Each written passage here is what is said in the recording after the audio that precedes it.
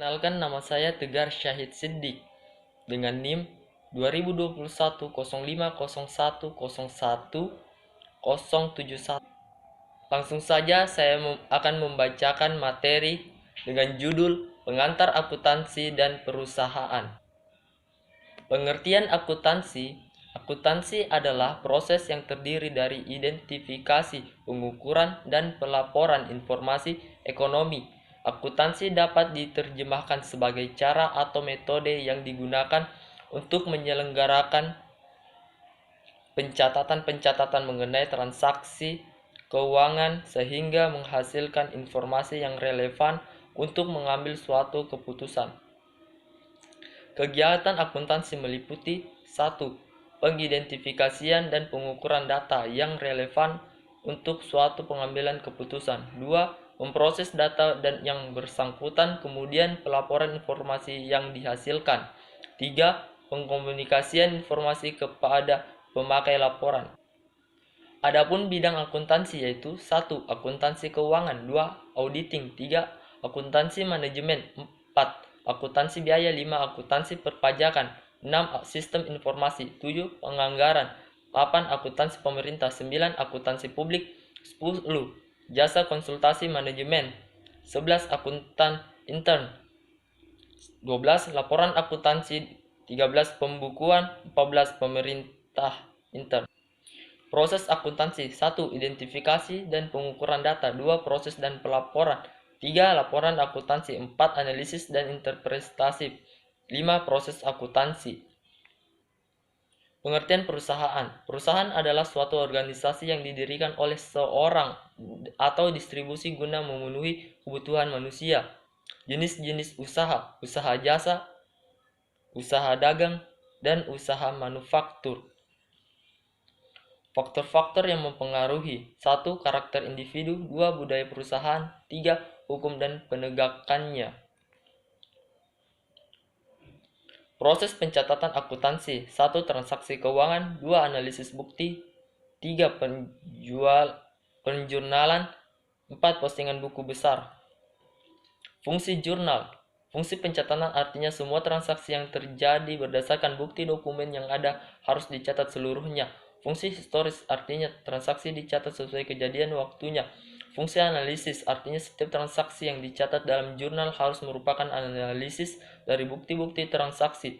Fungsi instruktif artinya pencatatan data jurnal merupakan instruksi atau pemerintah untuk melakukan shifting debit atau kredit ke dalam buku besar.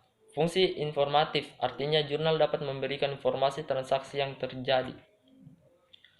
Pengertian analisis transaksi. Analisis transaksi adalah langkah awal dari siklus akuntansi, sedangkan menurut pengertiannya analisis dalam transaksi adalah tindakan memeriksa transaksi untuk memutuskan bagaimana hal itu mempengaruhi persamaan dasar akuntansi. Manfaat analisis transaksi.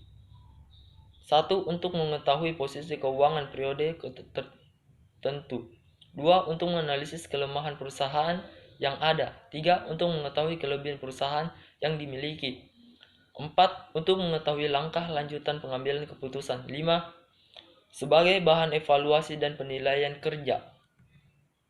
Macam-macam analisis transaksi. 1. Transaksi dengan pemilik adalah transaksi perusahaan dan pemilik. 2. Transaksi dengan kreditor adalah perusahaan dan kreditor. 3. Transaksi dengan pelanggan adalah transaksi perusahaan dan pelanggan. 4. Transaksi dengan pemasok adalah transaksi perusahaan dan pemasok. 5. Transaksi dengan penyedia nilai tambah adalah transaksi dengan yang menyediakan nilai tambah. Cara melakukan analisis dari transaksi dalam akuntansi. Menentukan apakah transaksi akuntansi atau bukan. 1. Mengidentifikasi akun apa yang terpengaruhi. 3. Tentukan apa jenis akunnya. 4. Tentukan akun mana yang naik turun. Terapkan aturan. 5. Terapkan aturan debit dan kredit setiap akun. Proses penyesuaian. Karakteristik proses penyesuaian. Ketika seorang akuntan mempersiapkan sebuah laporan keuangan, mereka mengasumsikan bahwa umur ekonomis dari suatu bisnis dibagi dalam periode apa pendapatan dan biaya usaha akan dicatat. Terdapat dua metode pencatatan, yaitu accrual basis of accounting and cash basis of accounting. Proses penyesuaian pada akuntansi berbasis accrual, beberapa akun dalam buku besar memerlukan penyesuaian. Hal ini dikarenakan beberapa alasan. 1. Beberapa biaya tidak dicatat secara harian. 2. Beberapa pendapatan dan beban yang terjadi di masa yang lalu bukan merupakan transaksi terpisah, saling berkesinambungan. 3. Beberapa pendapatan dan beberapa mungkin belum tercatat. Jenis akun yang memerlukan penyesuaian. Ada 4 jenis akun yang memerlukan penyesuaian, yaitu 1. Beban dibayar di muka. 2. Pendapatan diterima di mukaan. 3. Accrued revenues, piutang pendapatan. 4. Accrued expense, beban yang masih harus dibayar. Jurnal penyesuaian. Jurnal penyesuaian adalah jurnal yang digunakan untuk mencatat akun buku besar yang perlu disesuaikan agar menunjukkan keadaan yang sebenarnya. Ringkasan proses penyesuaian. Ringkasan penyesuaian meliputi jenis penyesuaian, ayat jurnal menyesuaikan, dan pengaruh penyesuaian dalam laporan keuangan. Ayat jurnal penyesuaian diberi tanggal per hari terakhir periode tersebut. Akan tetapi, karena proses pengumpulan informasi mengenai penyesuaian membutuhkan waktu, maka ayat jurnal penyesuaian biasanya didukung oleh penjelasan. Daftar saldo disesuaikan. Tujuan dari daftar saldo yang disesuaikan adalah untuk memeriksa kesamaan jumlah saldo debit dan kredit sebelum kita menyiapkan laporan-laporan keuangan. Analisis dan interpretasi keuangan. Analisis vertikala. Analisis vertikala adalah analisis yang digunakan untuk membandingkan setiap pos dalam laporan keuangan dengan jumlah total dari laporan yang sama, berguna untuk menganalisis hubungan antara pos dalam laporan keuangan. Siklus akuntansi.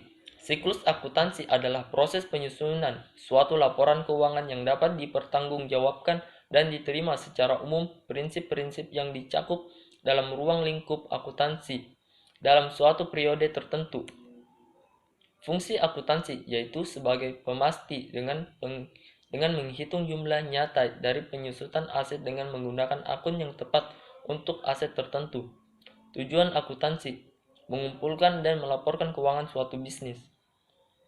Proses siklus akuntansi. 1. Tahap pencatatan bukti transaksi. 2. Tahap pengintisaran. 3. Tahap pelaporan. Penyelesaian siklus akuntansi. 1. Neraca lajur. 2. Jurnal penutup. 3. Jurnal balik. Neraca lajur digunakan untuk mengumpulkan dan ringkas data yang mereka butuhkan dalam menyiapkan laporan keuangan. Tahap menyiapkan kertas kerja. Worksheet. 1. Menyiapkan neraca saldo sebelum penyesuaian. 2. Memasukkan data jurnal penyesuaian ke kolom penyesuaian yang ada pada kertas kerja. 3. Memasukkan saldo yang telah disesuaikan ke dalam kolom neraca saldo setelah penyesuaian. 4. Memindahkan saldo tiap masing-masing akun yang ada dalam kolom neraca saldo setelah penyesuaian ke dalam kolom laporan keuangan. Tahap jurnal penutup. 1. Mentransfer akun pendapatan yang memiliki saldo normal kredit ke sebelah debit, kemudian mengkredit akun istisar laba rugi. 2. Mentransfer akun beban yang memiliki saldo normal debit ke sebelah kredit dan kemudian mendebit akun istisar laba rugi. 3. Mentransfer jumlah laba bersih atau rugi bersih ke akun modal. Jurnal balik. Ada 4 hal yang perlu dibuatkan jurnal balik, yaitu 1. Beban yang masih harus dibayar atau beban akrual atau hutang akrual. 2. Pendapatan yang masih harus diterima atau pendapatan akrual atau piutang akrual.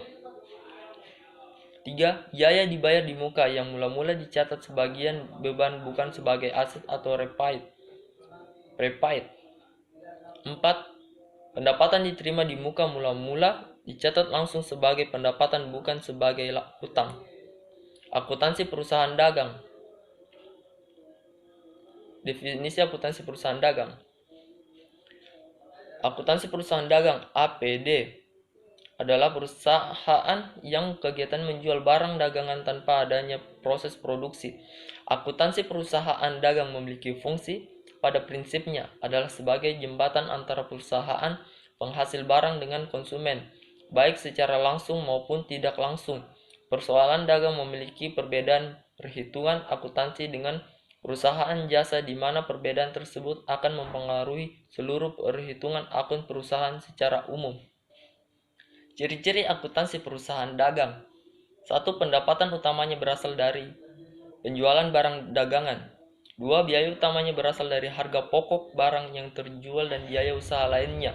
3. Sebagai perantara antara produsen dan konsumen. 4. Antara barang dan yang dibeli dan barang yang dijual tidak ada perubahan.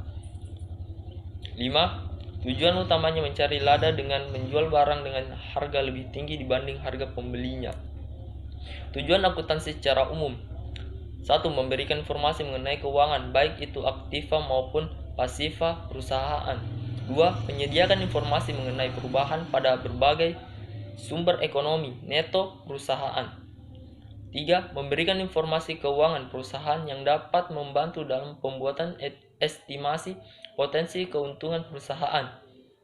4. Memberikan informasi mengenai perubahan pada berbagai sumber ekonomi perusahaan, baik itu aset, hutang, serta modal. 5. Menyediakan informasi lainnya terkait laporan keuangan untuk membantu pengguna laporan tersebut. Tujuan akuntansi secara umum.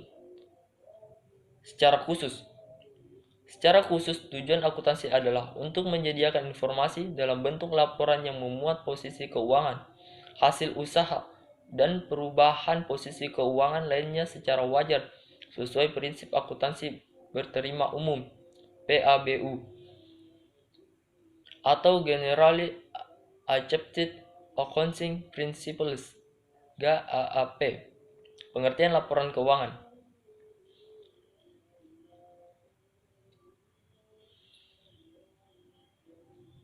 Laporan keuangan adalah hasil akhir dari proses pencatatan transaksi keuangan suatu perusahaan yang menunjukkan kondisi keuangan perusahaan tersebut pada satu periode akuntansi yang merupakan gambaran umum mengenal kinerja suatu perusahaan.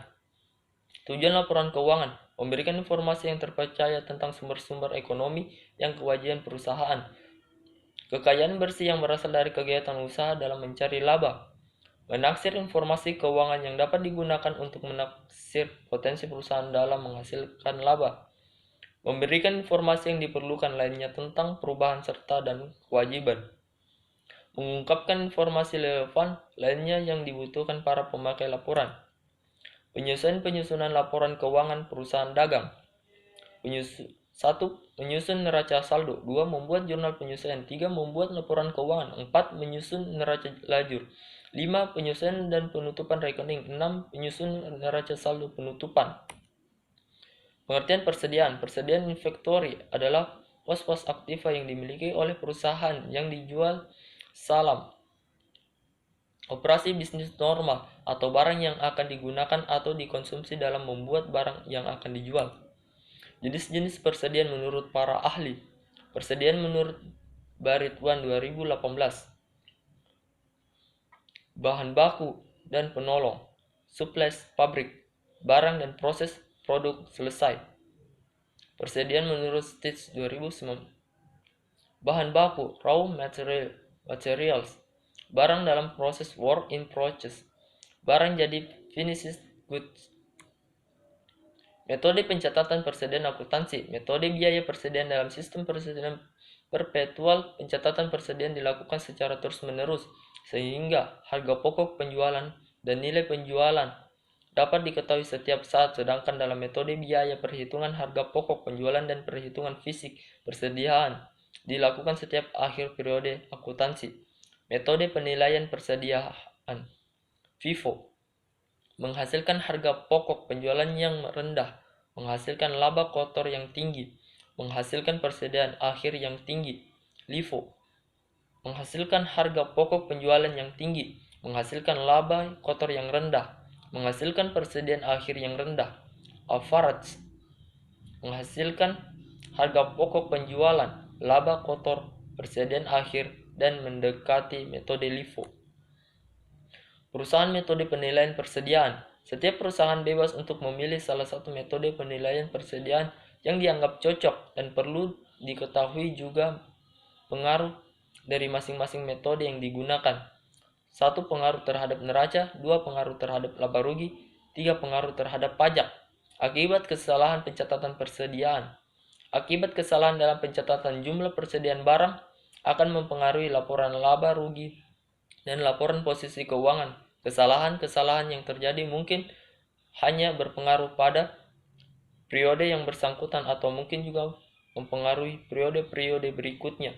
Kesalahan-kesalahan ini bila diketahui harus dibuat koreksinya, baik terhadap rekening real maupun rekening nominal.